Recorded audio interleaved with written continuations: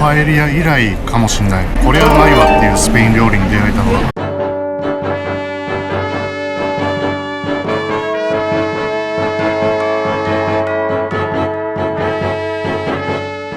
ここバレンシアの芸術科学都市なんですけども、科学教育と芸術のための施設の複合体を言うそうです。いろんな施設があって、それら全てまとめて芸術科学都市というくくりになるみたいです。何これ、マジで未来都市みたい。ドラゴンボールの世界って感じ。いろいろ見たいんですけど、ちょっとこの橋の上からこの川っぽいの見たいよね。ちょっと見に行こうと思います。すごい、なんて綺麗なんだマジで。ほんと未来の都市みたい。西暦3000年ぐらいじゃないの、ここだけ。はい、橋の真ん中まで来ました。いやマジですごくないですかこれ。いや意味わかんない。やばいな、超楽しいここ結構ここはさらっと観光するだけかなと思ってたんですけど、超おもろい。じゃあ橋を渡って反対側に行ってみます。最初に着いたところから反対側に来ました。この芸術科学都市の設計者はバレンシア生まれの建築家のサンティアゴ・カラトラバさんという方のようです。ガウディ以外にもすごい人たくさんいるんですね、スペインは。そしてこんな素敵なところにバレンシアサインがありますね。いいところに作ったな。逆光にならない場所まで来ましたが、すごくないですかマジで。でこのフェリペ皇太子科学博物館の逆側はソフィア王妃芸術宮殿というそうです。ソフィア王妃芸術宮殿はこんな感じ。すげえ形だな西暦3000年の世界です。西暦3000年の世界です。すごい。先ほどまでとは逆側から見たフェリペ皇太子科学博物館、すごいですね。こっからの景色もすごいです。もう一つの橋をくぐった先にあるこちらが会社フォーラムという多目的イベントホールですね。アゴラとも呼ばれているらしいです。こちらも特徴的な形をしてます。そしてこのアゴラの奥にあるのが水族館ですね。こちらの水族館はオセアノグラフィックっていう名前ですね。入ろうかどうかいつものように迷うとこですが、どうしよう。今入場チケットの料金見たら 38.3 ユーロあって高いな。でプラスこんだけ並んでるんで、すいません、やめておきます。はい、ということで次のところ行こうと思います。またバスに乗ります。オセアノグラフィックの目の前にあるバス停で95番のバスに乗ろうと思います。95番のバスが来たんで乗り込みます。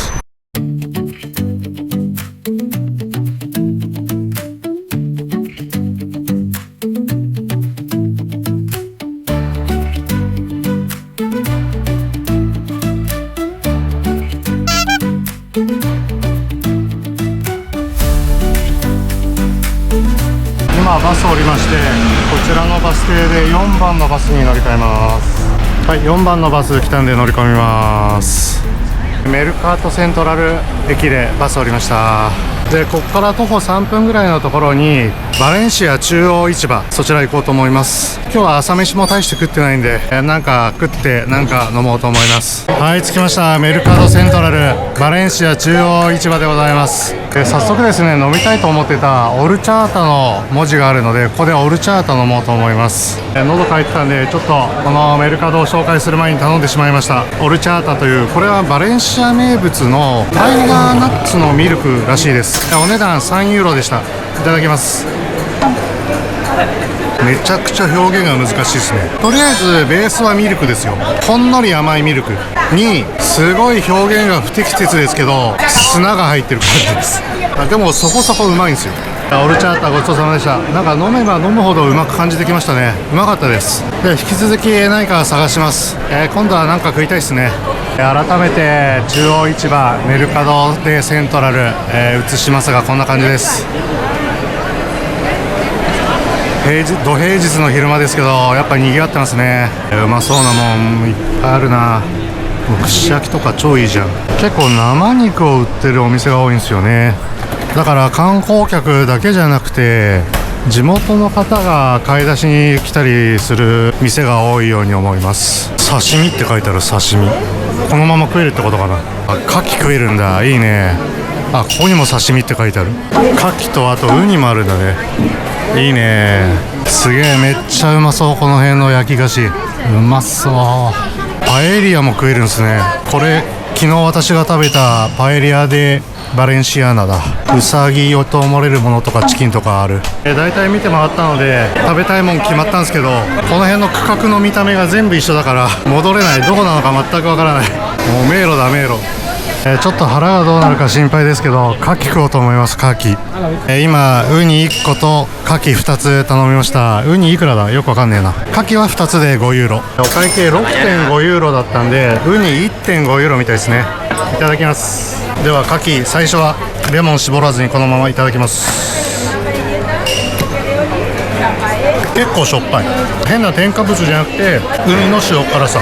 うまいうまい。で次ウニなんですけど、過食超少なかった。いや超少ないけどウニいただきます。ウニは美味しくないですね。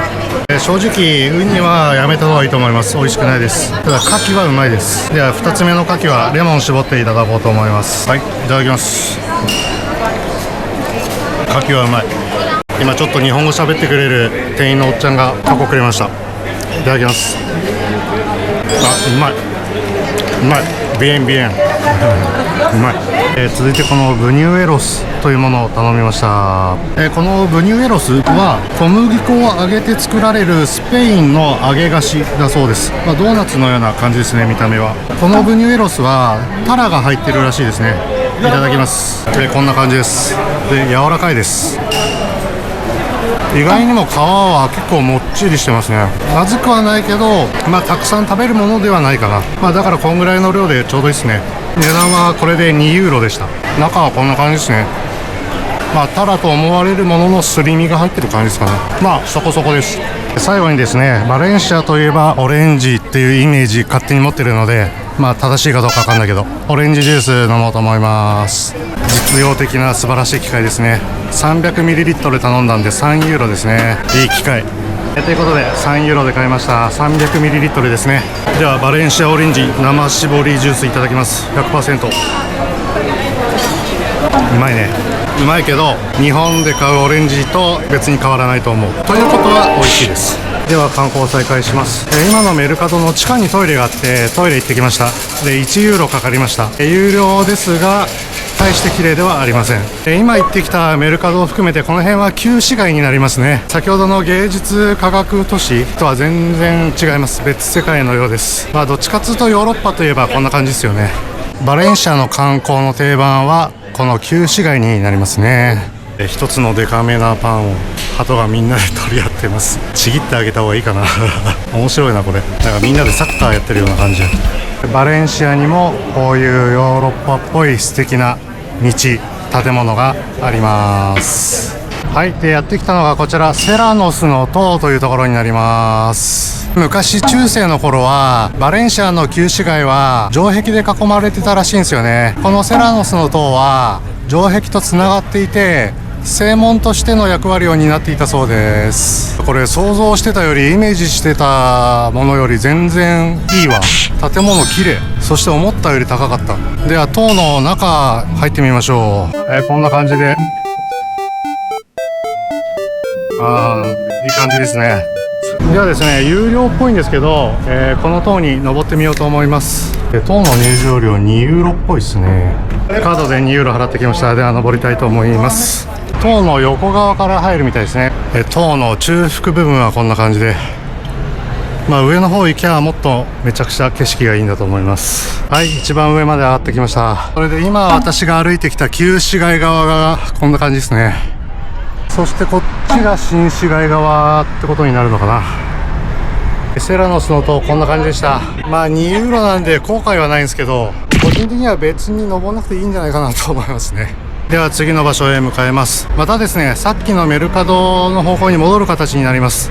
数分歩いていこうと思います。はい、やってきましたのがサンタマリア大聖堂になります。現地語だとカテドラル・デ・バレンシアですね。バレンシア大聖堂で、こちらのカテドラルなんですけども、ゴシック様式をメインに様々な建築様式が見られるカテドラルだそうです。でここ多分中入るの有料かな。有料だと思うんですよね。どうしようかな。入場料10ユーロみたいですね。やめときます。で次にやってきたのがラ・ロンハ・デ・ラ・セダっていうところです。こちらの建物は世界遺産に登録されてるらしいです。絹の商品取引所だったらしいですね。で、この建物は15世紀後半に建てられて、当時のバレンシアの経済力と繁栄を象徴するために建設されたそうです。いつものように入場料チェック。入場料によっては中に入れます。入場料2ユーロです。入りましょう。ちなみに 2.25 ユーロで日本語のオーディオガイドがあるみたいです。エントランス抜けたらいきなり中庭みたいなところに出ましたね。絹の取引所だったということなんですけど、すごい豪華な建物で、この柱がやっぱり有名みたいですね。やはり美しいですね。バレンシアの繁栄の象徴という歴史的な部分と、この建築物自体の価値を合わせて世界遺産になったんでしょうね。ちょっとわかる気がします。ちょっとね、教会とかではないんですけど、こんな素敵なステンドガラスもあります。この階段登れるっぽいので登ってみましょう。なんかあんのかな。2階に上がってきましたが、これだけだね、2階は。天井がすげえわ。こちらは以上です。絹の取引所。スペイン語の名称はとてもじゃないけど覚えられませんでしたが、入場料2ユーロっていうのはいいと思います。世界遺産ですしね、時間があれば来ていいと思います。では次の目的地へ向かいます。ここから徒歩7分ぐらい。続いてやってきたのがですね、こちらなんとバレンシアの市庁舎だそうです。立派な建物だこと。こちらのバレンシアシティホールなんですけども、営業時間内だと無料で中入らせてくれるらしいんですよね。ただこちら営業時間が朝8時半から昼の2時までらしくて、もう3時50分なんで全然ギリギリでもなんでもないんですけど、やっちまった。もっと早い時間に来ればよかった。ということで外観だけ見ていこうと思います。いやでもこれを見て視聴者だなんて全く思わないすごい建物だな。では今からですね、ちょっと宿へ戻ってシエスタしようと思います。一旦宿戻ります。ではこちらのバス停からバス乗ります。では31番のバスに乗ります。こちらのバス停で降りました。今歩いてるサークルの真ん中にあるこれがプエルタ・デルマールっていうやつですね。ちょっとした凱旋門みたいになっていて美しい造形です。昨日の夜と同じ商店、個人商店で水とアクエリアス買いました。2.3 ユーロ。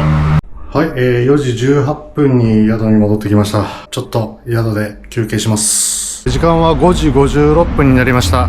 飯食いに行こうと思います。行こうと思ってるところ歩いても行けるんですけど、48時間券があるんで、バスに乗っていこうと思います。朝と一緒かな。こちらのバス停からバスに乗ります。28番のバス乗っていきます。メトロコロンというバス停で降りました。歩いて3分ぐらいで着きました。こちらコロン市場、メルカドでコロンになります。昼間に行った中央市場と違ってなんかカフェとかレストランとか店舗型のお店が多いそうです。なんかそんな感じだね。いわゆるマーケット、メルカドっていう感じよりはちょっと違う感じですね。この中のどっかで飯食おうかなと思ってます。下の階にもあるみたいですね。ちょっと下行ってみますか。今んとこピンとくる店がないんですよね。メルカドグルメっていうゾーンがありましたね。最近シーフード食うことが多かったからちょっと肉食いたいかな。ちょっと見てみようか。ここと思ったら生肉店でしたこの辺はそういうゾーンなんだ。飯食うとこじゃないね。ある程度期待してきたんですけど、ちょっとこれっていう店がないので別のとこで飯食います。お目当ての店、コロン市場から徒歩2分ぐらい、リストランテールトローバードールってところ。7時に閉まっちゃうらしいけど入れるかな。店入ったら感じのいいおっちゃんだったんですけど、やっぱ7時に閉まるから今から飯はダメだってことでしたね。どうしよう。結構バレンシアのレストランって一旦店閉めるっていうところが多いんですよね。時間はまちまちだけど今のレストランは7時に閉めると。で他にもなんか3時とか4時に閉めて夜7時とか8時とか9時頃に開けるっていう店が多いんですよね。こちらのバス停から4番のバスに乗ろうと思います。はい、4番のバス10分以上待ってやっと来たんで乗り込みます。こちらのバス停で降りました。でここから歩いてすぐのお目当てのレストランへ向かいます。結局また旧市街に来ちゃいましたね。そこにあった、ロスゴメスサンビセントというバレンシア料理店だというところに入れました。で今アムステルっていうスペインのビールを頼みまして、で飯がイベリアンカチョポっていうのを頼みました。カチョポって何かっていうと、今調べたらスペイン北部の郷土料理らしくて、薄切りの牛肉2枚の間に生ハムとチーズを挟んでパン粉で揚げた料理だそうです。ではアムステルという、スペインのビールいただきます。これうまいわ。個人的にはスペインで飲んだビールで一番好きかもしれない。喉越しがガツンってきて苦味があって香り豊かですね、麦の。うまいうまい。はい、来ました。カチョポです。思ったよりでかい。これが私の拳。腹いっぱいになりそう。いただきます。一応肉料理ということで久々の赤ワイン頼みました。メニューにはバレンシアーノって書いてあったけど、まだバレンシア産の何かだと思います。うまい。濃厚でうまいです。ぶどうの香りが半端ない。さっき急遽調べたネット上のカチョポよりもう全然とんかつっぽい感じでしたね。いただきます。うまい。ほんととんかつみたいな感じ。ほぼとんかつにチーズが入ってる感じ。初日にバルセロナで食べたシーフードパエリア以来かもしんない。これはうまいわっていうスペイン料理に出会えたのがうまいです。カチョポでこんな感じで見えるかな。確かにチーズが2枚の肉に挟まれてパン粉で揚げられてると、とんかつみたいになってる、そんな感じ。うまいうまい。でそうだ、あとさっき口頭で説明した通り生ハムも入ってました。生ハムとチーズが肉の間に入ってる。面白い料理ですね。ごちそうさまでした。お会計 26.6 ユーロでした。安くないですか？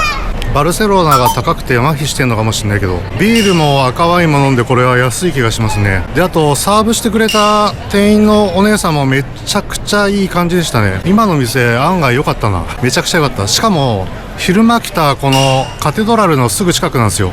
席によってはカテドラルを見ながら飯食えるところ。今の店いいな。ではですね、ここから宿まで歩いて10分ぐらいなんで歩いて帰ろうと思います。で今夜の7時40分で日没後になるんですが、カテドラルの前の広場の雰囲気はこんな感じでめっちゃいい雰囲気。最高。はい、若干千鳥足になりながら宿に帰ってきました。バレンシアは治安への懸念は全くいらないですね。部屋に戻ってきました。それでは今日はですね、シャワーを浴びて休もうと思います。明日はマドリードへ向かいます。おやすみなさい。おはようございます。10月17日金曜日朝7時34分です。7時半過ぎてるのにこの暗さなんですね。日の出の時間確か8時過ぎなんですよね。暗っ。ということで、朝飯食いに行こうと思います。今日はこっから徒歩4分ぐらいのところ行きます。着きました。朝飯カフェラシェレアっていうところでいただこうと思います。メニューはウェブ上にありまして、スパニッシュブレックファーストっていうのを頼みました。飲み物がカフェコーンレチェ。まずはカフェコーンレチェですね。いただきます。昨日の店よりもちゃんと苦味があって美味しいです。はい、こんな感じで来ました。スパニッシュブレックファーストってこんな感じなんですね。いただきます。メニューにはセラーノハムって書いてありましたね。スペインでよくある生ハムですかね。めちゃくちゃうまそうだったんでクロワッサン追加注文しちゃいました。ではクロワッサンいただきます。うまいわ。もうめちゃくちゃふんわりしてる。ごちそうさまでした。お会計 10.9 ユーロでした。いやクロワッサンうまかったな。一人で切り盛りしてるお姉さんもめちゃくちゃ感じよかったです。ではまた宿に戻ります。ではですね、この後チェックアウトいたします。このバレンシアスーツユーという、宿ですね、こちらの評価星5つ中で評価したいと思います。星 2.5 でお願いします。いい点は安いとこですね。やっぱり風呂トイレ共用とはいえ個室で1泊8000数百円ですね。バレンシアも結構宿代高かったんで、その点はいいと思いますがですね、やっぱりちょっと難点がありまして、まず一つはWi-Fi がほぼ使い物にならないっていうことで、あと2つ目がシャワールームが着替えとかタオルを置く場所に困るっていうのでちょっと使いづらい。であともう1個ですね、異様に壁が薄いですね。もうめめちゃくちゃ隣の部屋とか廊下の音がめちゃくちゃ聞こえます。めちゃくちゃ壁薄いと思います。なので裁縫してもいいかなラインが星3つにしてるんですけど、星 2.5 って感じにします。この後の予定なんですけども、昨日最後にお話した通り今日はマドリードへ向かいます。ここバレンシアからはですね、12時27分発の列車でマドリードへ向かう予定になってます。なのでここをチェックアウトしたら駅へ向かって長距離列車でマドリードへ行く形になります。ただいま10時55分、宿をチェックアウトしました。ではマドリード行きの長距離列車が出る駅へ向かいます。そこまでバスで行きます。バスはですね、一昨日買った48時間券まだ使えるので、それを使ってバスに乗ろうと思います。宿から歩いて数分のこちらのバス停から31番のバスに乗っていきます。では31番のバス来たんで乗り込みます。